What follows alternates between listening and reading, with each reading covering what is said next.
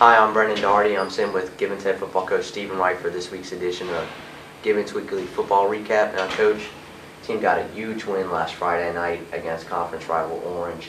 Both teams entered undefeated in conference play, and your team ended the night still undefeated in conference play. What was it like just to get as big of a win as you did Friday night against a team of great caliber like Orange? Well, it's certainly extremely satisfying. This had been at the forefront of our minds, really all season. We knew coming into the season that Chapel Hill and Orange would be probably our two toughest conference opponents, and I told the guys at the beginning of the week that this would be a playoff atmosphere, and that it would determine the conference champion. And these guys came out, played extremely well, and couldn't be more proud of them. Now, the final score was 28-21. It's one of the closer games your team's had in a long time. So for them to, really be in a tight game for the first time since August, how impressive is it for them to perform under pressure the way they did? And was that a concern coming in, having not played in a tight atmosphere game in a long time? I don't know that it was necessarily a concern, but it was certainly, a situation where we knew we'd be tested. And I was interested to see how we'd respond to that test.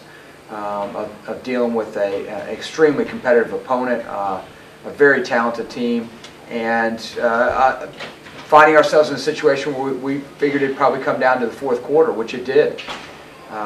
It ended up being a nice, kind of playoff scenario, playoff atmosphere, and I was extremely proud of the way the guys responded, and something that we've certainly been working towards, and I think can build off of.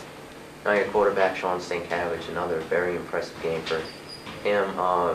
Really two plays really from his night stand out to me, both touchdown passes to Trevor Zaruba, one to take the first lead and the second to regain the lead later on in the fourth quarter.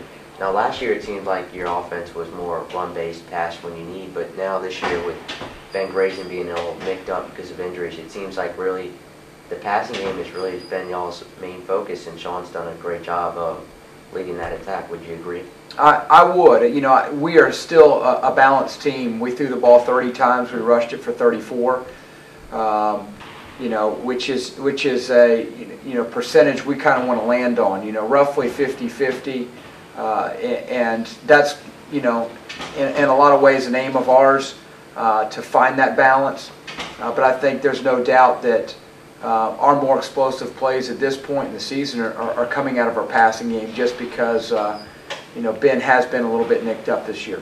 Now last year also the reoccurring theme was defense, defense, defense, especially down the stretch, winning games for you guys.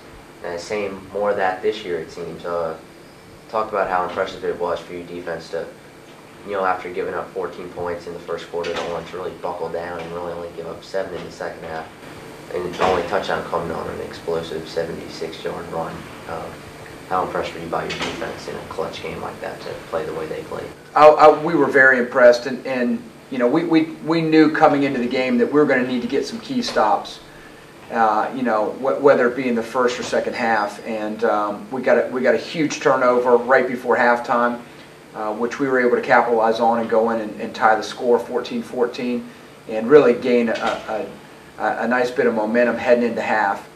And then in that fourth quarter, our defense stepped up in a big way, and on their last drive, created a fourth and long, and then absolutely stuffed the play that was called on fourth down as they were trying to find a way to get in the end zone.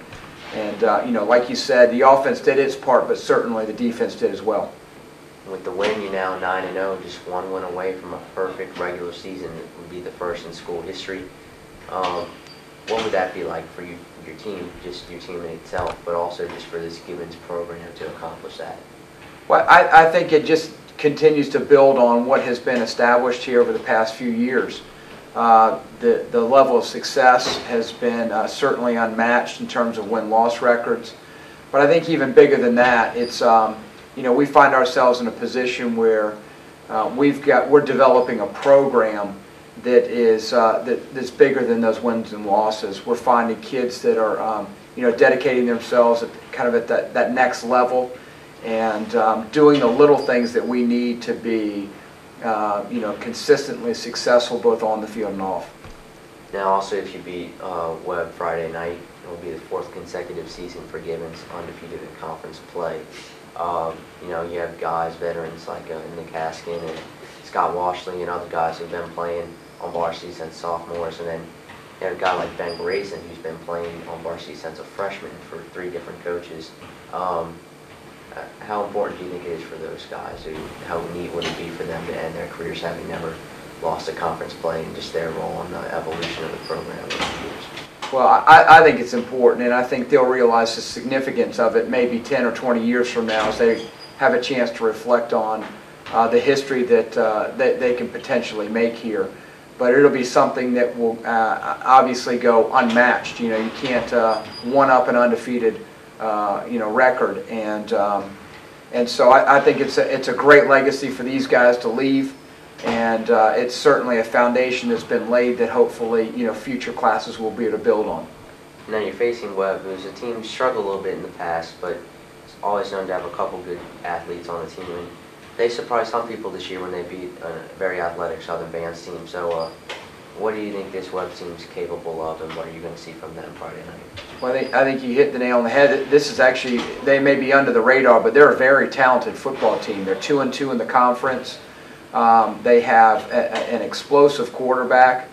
He's got a number of weapons on the offensive side of the ball, and they have a very solid defense. They like to play, typically, they're really a 4-4 team that is aggressive from the outset.